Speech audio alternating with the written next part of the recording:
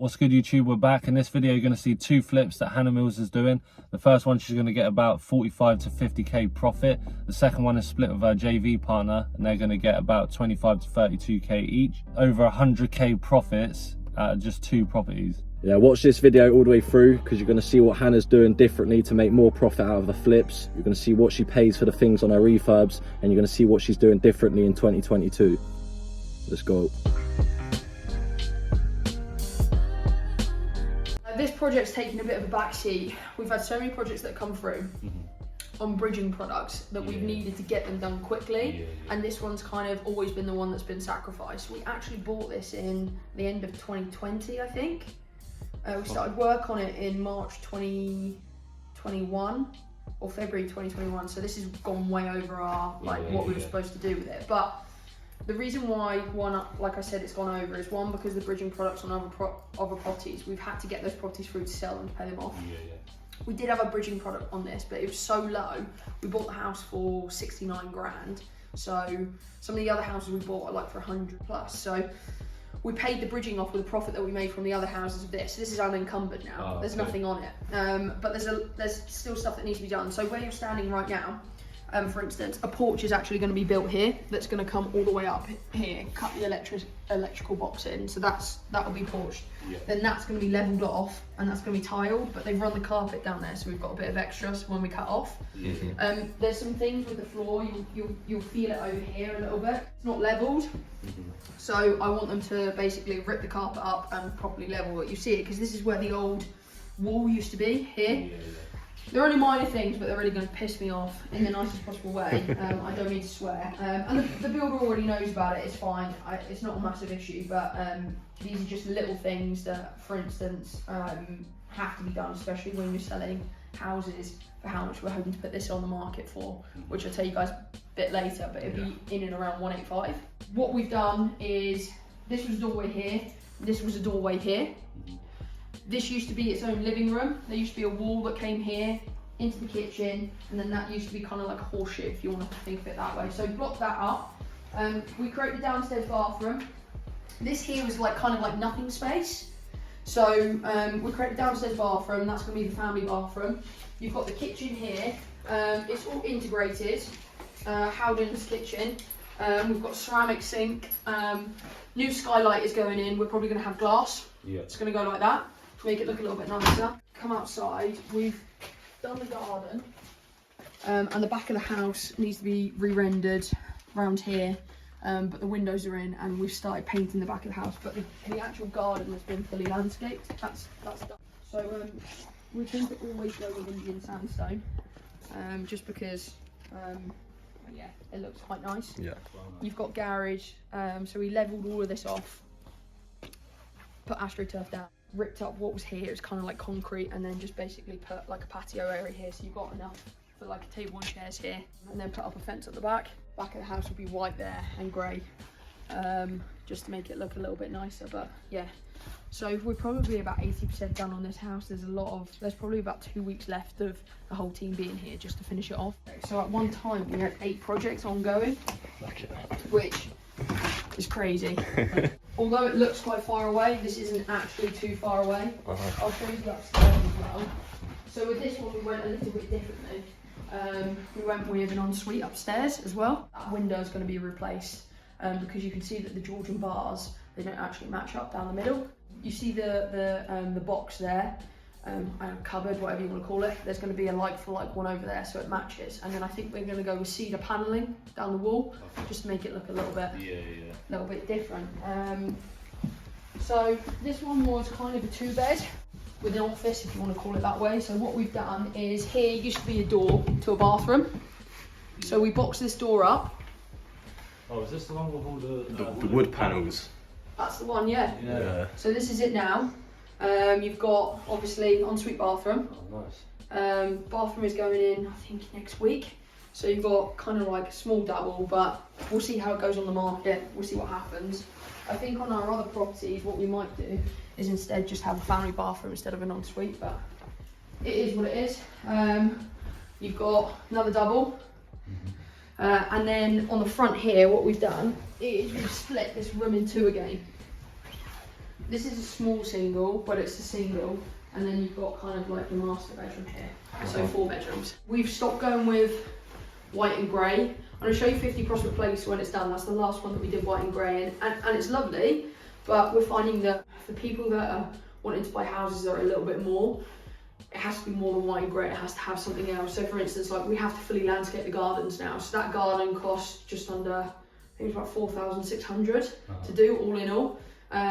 But we're finding that if we wanted to do the higher end flips, everything has to be done, and we have to do more than just your basic white and grey, your basic Greenwich kitchens at Howlands. They have to be integrated.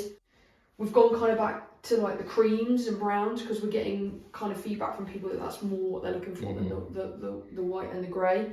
And on some of our flips going forward, we're actually doing like green kitchens. What else are we doing? I'll show you the one a little bit later that we're doing for Cooperative Street, but it's actually an oak kitchen, kind of like a oak themed one, really different, black handles, white worktop. It's going to be really out there, so we're just kind of push the boundaries a little bit of how far we can go and how much people pay for them, but people are paying for them, so just keep going for now. We're currently working on 47 High Street, 130 Dumfries Street, 139 Butte Street, 15 Cooperative Street, 18 and 19 Tinnabedo Street, and then I've got this house to finish off, and then we've got a bit of snagging to do on 194, so we've got a lot going on. Yeah, but it's all good, it's all good fun. That's what you want now, isn't it? Yeah, so figures really quickly on this one. Yep. So purchase for 69k plus stamp duty and legals. I can't work out what that is on the top of my head, but we paid 5% stamp duty plus legals. They're roughly around about 1,500. We also used bridging on this as well, so we paid that product back early. We're looking to sell for 185, maybe hopefully a little bit more than that, and probably in terms of the refurb, I think we're on about 54 at the moment. I reckon we're probably going to come in around 57. So what's that? 69, 70. Let's say 75 stamp duty legals all in. Let's say 60k refurbs. So you're looking at 25. What's that? 35, 135. Is that 135, 140? Let's say. So we're looking at, let's say, 45 grand profit, maybe, give or take. If we can get it more, maybe 50. So yeah, it's not bad. It's not too bad. It would have been a little bit better. I'm not gonna lie to you if we managed to finish it earlier, because the cost of materials, labour, has risen literally by 30% around here. So it could have been done a lot cheaper, but it is what it is. So this was a 3-bed, still is a 3-bed. We did this on a JV with James Armstrong. The idea of this was James financed purchasing the property and the refurb costs, and then whatever was left after the profit, we'd split 50-50 and I'd just take care of everything. Which is what we've done, but what we're doing is actually quite clever. We're going to purchase the property now out of the profit that we've made from the JV. So the deposit that's going towards the buy-to-let mortgage, we have to put in a couple of extra grand, but most of it, the majority of it, is actually coming from the profit that we're making from the deal. So I guess it's a weird kind of way of doing, not a no money down deal, because I'm not going to lie to you, we're still putting in some profit, some other money. However, the majority of it, 2/3 of it, is literally coming from the profit. So for a 170 grand house, we're going to be paying about 10 grand. So, do you know what I mean? It's worked out quite well. So I'll talk to you guys a little bit about that in a minute, but essentially this used to be 2 rooms. So you can see that the RSJ beam that we had to put in going all the way across. We took out the hallway as well. We still do have a hallway and a porch. I think for rental properties, this always was supposed to be a flip, but the beauty of having a porch for a rental property is just heat-wise, especially in the valleys. So we've got one big living room here. With this, we kept it, this was basically, when this was first done, it was right kind of at the beginning of the pandemic when things were picked out, which is why it's white and grey. But yeah, this is essentially kind of why we've gone with this theme, and you know, it's worked quite well. So we've got a Howlands kitchen, integrated appliances, you've got integrated, oh wow, there's milk in there from the builders. You've got integrated fridge freezer, 70-30 split. You've got integrated washing machine as well. You've got your sink, and you've also got your oven, cooker, hob, all of that sort of thing. And how much for a kitchen is? And then we add How much for a kitchen like this? Great question. Because this is not the cheapest range that you can get from Howdens, this is the Fairford range, which basically means it's MDF board but it's slightly thicker. So the Allendale range is 16mm chipboard. It's the cheapest shaker style kitchen you can get, whereas Fairford is the next one up. I think this kitchen cost about just over £4,000. So whenever you go like integrated appliances, you basically add on another grand. So fridge, freezer, and washing machine. And it's not just that; it's the carcass that you pay to run the doors. Obviously, you've got to have specialist doors. So you're looking at about £1,000 extra. So yeah, it doesn't seem like a lot of kitchen, but the wall units and everything, it adds up. And this kitchen was really a pain in the arse to do because you've got 3 doorways. So how you kind of fit everything. So right where you're standing, where the fridge was, that used to be an entrance underneath the stairs. So we blocked it up because then we could have the fridge door opening this way. It just kind of flowed a lot better. But this was the best that we could kind of do with it. Yeah, it's quite expensive for the kitchen, but kitchens sell. So, bathrooms are now that you guys go in there.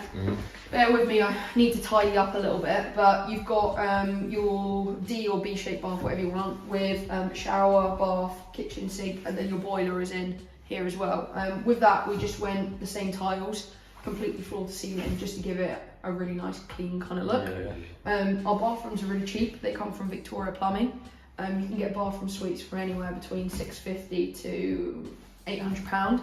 It's just the additional extras that cost a little bit more. Obviously, they don't come with taps. Sometimes you have to fit taps and obviously like your shower fitting stuff. But we get all of our stuff from Victoria Plumbing because they do next day delivery most of the time as well. This is the first house actually, probably the first house that we spent loads and loads of money on for the pure reason of it was supposed to be a flip. Obviously I told you that we're keeping it now, just the way that things have worked out, but we decorated the whole outside of the property as well, which comes with an added expense. A lot of people don't add it into their refurb costs, especially with their builders. A mistake that I made, and it does cost quite a lot of money on the back end, especially as most of the houses around here are like pebble dash. And so it takes a good few coats to literally paint it. So as you can see, you've literally got the whole of that, and then you've got all of this down here as well. It's all been painted.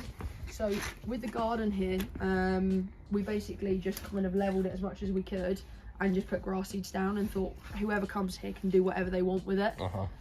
Because we kind of didn't know. We put a new back door on and we cut the vines back, but we just thought because it's fairly flat anyway, it's up to whoever wants to do what they want to do. Now under here, these are the old like coal sheds and things.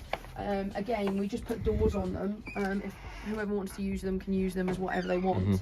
But underneath here, because it was open spaces, we had to put like fireboards and stuff underneath there for insulation, because that's essentially the bathroom. I think the garden, all in all, literally sorting out the garden, clearing it, doing the new wooden doors and painting the side was about £900. And then what about doing all the the exterior? How much was that? Painting, I reckon we probably paid anywhere between £1,500, including paint, to maybe £1,700 roughly. Just because it's so time intensive. So that's that. And then upstairs, we kept the layout the same. Now, on a lot of properties that we do, we try and create extra value by adding bedrooms, by splitting the front bedroom. But on this one, we literally kept the layout exactly the same because there's not much really you could do with it, and it suited a 3-bed house. So all new woodwork. Upstairs didn't have central heating, so we put in a whole new central heating system. In all the houses we do, they're all new central heating systems, all new electrical systems, all rewired, all new woodwork, architraves, skirting boards, walls. We usually tear down the walls completely. A lot of these walls, they're built with brick in the middle, and then they put like timber frames around them, but you can literally wobble the walls. I remember that from the last one, Exactly, so really unsafe. So we basically put them all out and put sub walls in. So this is the first double bedroom. I don't know, last time you guys were here, it was like loads and loads of like damp coming in here. From the guttering, all the black mortar was exposed, so obviously sorted all of that out. Put all new fascias and stuff on there, guttering. But yeah, this is the first double bedroom. Another double bedroom here. Again, we kept the size of the bedrooms exactly the same. We put the stud work up exactly where it all was. Yeah, this is pretty much exactly kind of as it was, bar a couple of centimetres. New radiators.